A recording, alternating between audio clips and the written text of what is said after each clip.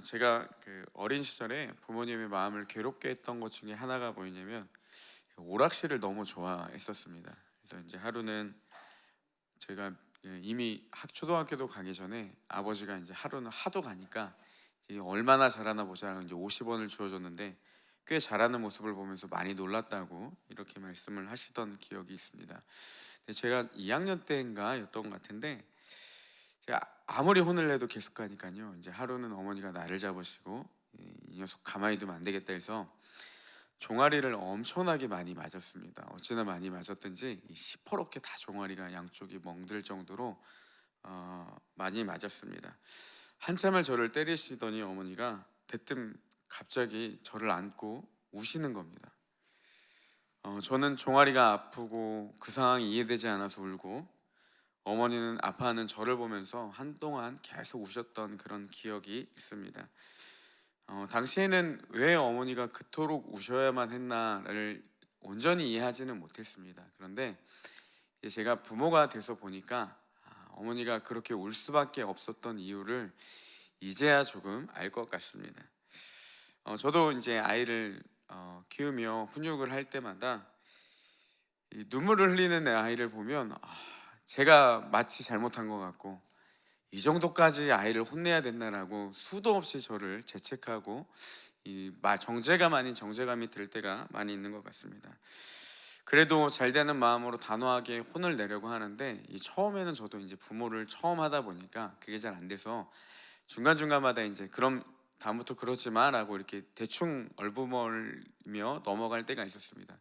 그래서 오히려 제가 아내한테 혼났습니다. 이제 아이를 혼내다가 제가 아내에게 혼난 적도 많이 있는데, 참 이 훈육이라는 게 쉽지는 않은 것 같습니다. 아무리 아이를 잘 되는 방향으로 때로는 훈육을 하기도 하지만 그 아이의 아픈 모습을 보는 그 부모의 심정이 얼마나 괴롭고 힘든 것인가, 그런 것들을 좀 많이 이렇게 생각해 보게 됐습니다.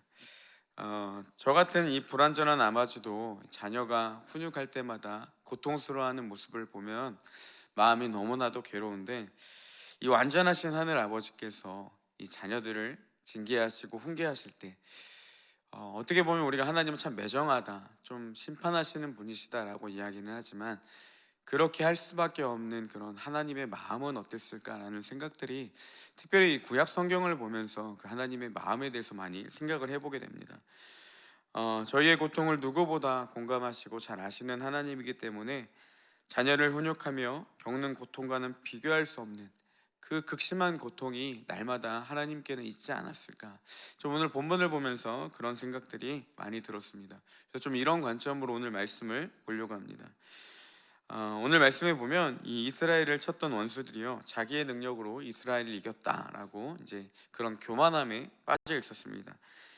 특별히 27절 말씀을 세 번역 성경을 보면 나 주가 내 백성을 징벌한 것인데도, 그러니까 하나님이 내가 내 백성을 징벌했다, 근데 원수들은 마치 저희의 힘으로 내 백성을 패배시킨 것처럼 자랑한 터이니라고 되어 있습니다. 그러니까 하나님이 이스라엘을 징계하시기 위해서 그들의 원수들을 통해 이스라엘을 치셨는데, 이 원수들은 생각하기를 자신들이 이스라엘보다 강하기 때문에 내가 승리했다, 이렇게 스스로를 자랑했다라고 기록되어 있습니다. 특별히 이 당시에 나라들 간의 정쟁은요, 그냥 당시 나라와 나라와의 전쟁이 아니라 그 나라가 믿는 신들의 전쟁이기도 했습니다. 즉 이스라엘의 패배는 단순히 이스라엘의 수치가 아니라 이 하나님을 향한 수치이기도 했다라는 것이죠. 그러면서도 하나님은 이스라엘이 이 원수들을 통해서 징계받기를 원하셨던 것은 그들을 돌이키기 위함이었는데, 이들은 착각하기를 자신들이 이스라엘보다 강하다라고 생각을 했다는 것입니다. 하나님은 그들을 향해 너희가 강해서가 아니다, 내가 내 백성을 징벌한 것이다 라고 이렇게 확실하게 말씀해주고 있습니다. 또 32절 33절에 보면 이 소돔과 고모라 사람들이 마시는 것과 동일한 독이 든 포도주를 마시게 된다, 즉 너희들이 소돔과 고모라처럼 똑같은 운명을 맞이하게 될 것이다, 자랑하지 말라, 이렇게 말씀하시죠. 그런 문맥에 이어서 오늘 말씀 34절에도 보면 심지어 이 독주, 그들을 심판하시려는 계획들을 이미 오래전부터 계획하고 두셨다.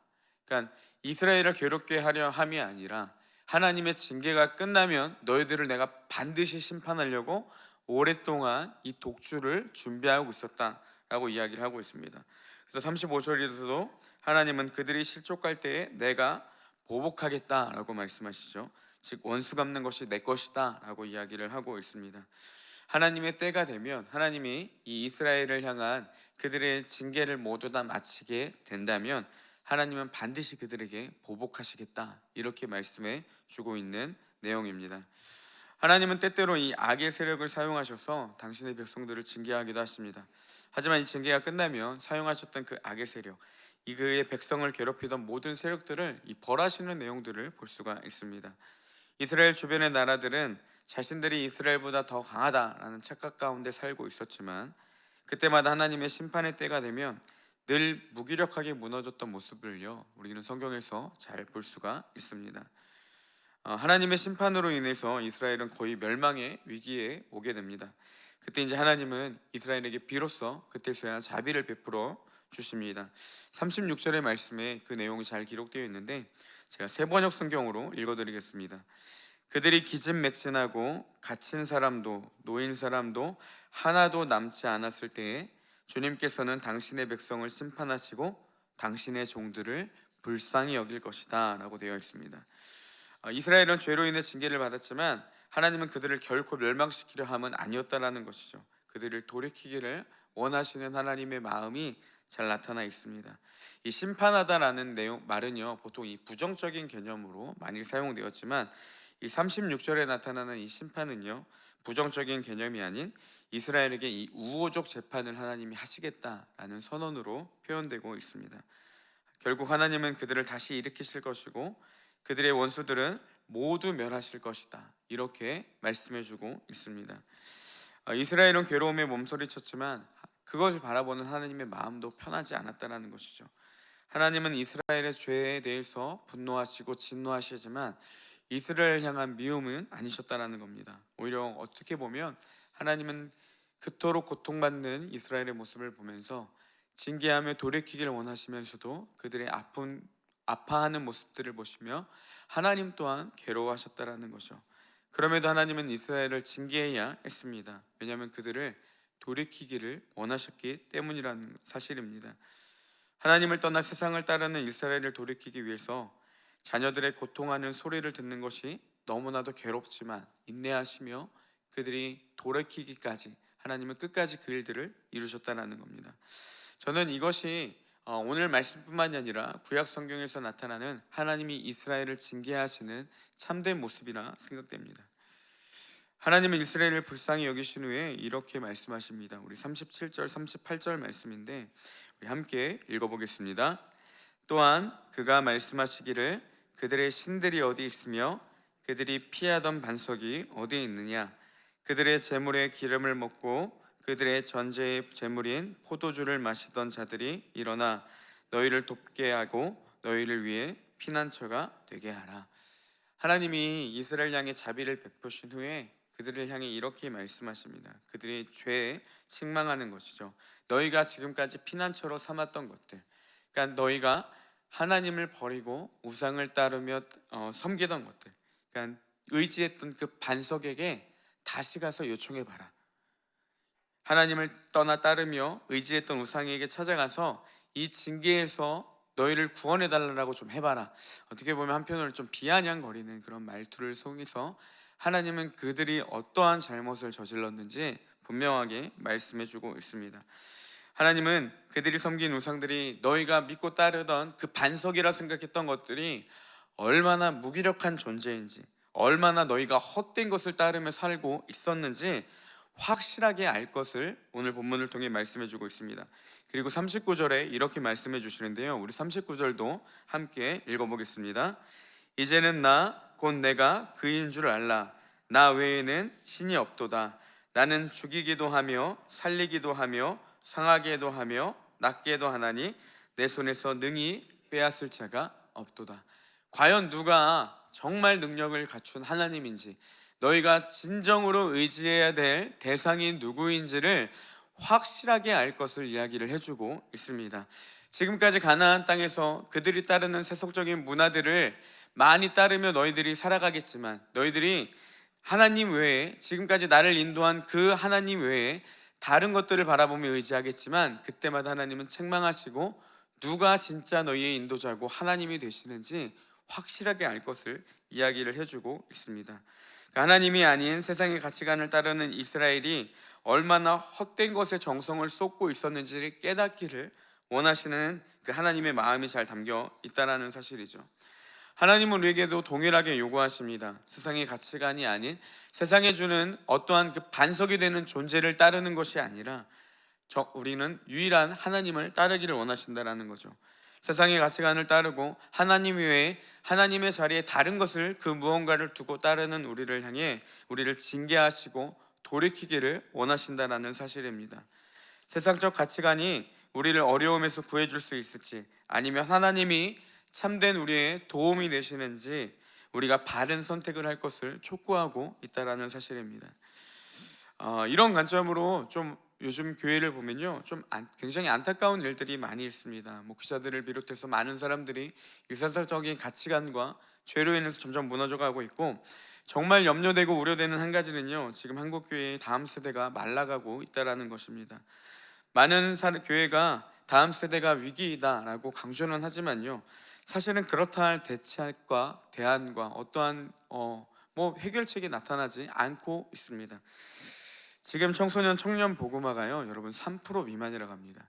5% 미만 될 때 그 종족을 뭐라고 얘기하냐면 미전도 종족, 즉 타 종족의 영향을 받지 않고서는 보그마를 이룰 수 없는 종족을 미전도 종족이라고 하는데, 5% 미만 될 때 미전도 종족이라고 합니다. 근데 지금 다음 세대들의 상황이 3% 미만이라고 합니다. 얼마나 심각한 상태가 있는지, 그리고 10년, 20년 후면은 이 한국 교회가 어떻게 될지 우리는 좀 고민해보고 염려를 해야 된다는 거죠. 어떻게 보면 이 이후에 20년이 지난 이후에 한국 교회는요, 더 이상 선교하는 교회가 아니라 오히려 선교사들을 요청해야 되는 상황이 올 수도 있다라는 사실입니다. 그럼 이런 시대적 상황을 인식할 때 우리가 취해야 될 자세가 무엇이냐는 것이죠. 하나님 앞에 끊임없이 우리를 점검해야 될 것입니다. 물론 위기가 왔지만 하나님은 반드시 하나님의 자녀들을 징계하신 후에 그들에게 자비를 베푸시고 그들을 회복시키시고 한국 그 교회와 자녀들을 무기력하게 만들고 그들을 무능하게 만들었던 세력들을 반드시 심판하실 텐데, 그럼 이런 그 하나님의 때를 기다리며 우리가 점검해야 될 것은요, 이스라엘과 똑같습니다. 하나님 아닌 다른 것을 따르며 섬기며 왔던 그런 어려움들, 그래서 우리가 세상보다 약해져 보이게 만들었던 그 상황들을 보면서 하나님 앞에 끊임없이 우리의 죄를 돌이켜야 한다는 사실입니다. 세상을 따르는 우리의 모습을 하나님 앞에 철저하게 회개하며 나아가고, 진정한 반석이 누구인지 우리가 확실하게 분별하고 그분만을 따르며 살아가는 이 하나님 앞에 바른 태도가 필요하다는 사실입니다.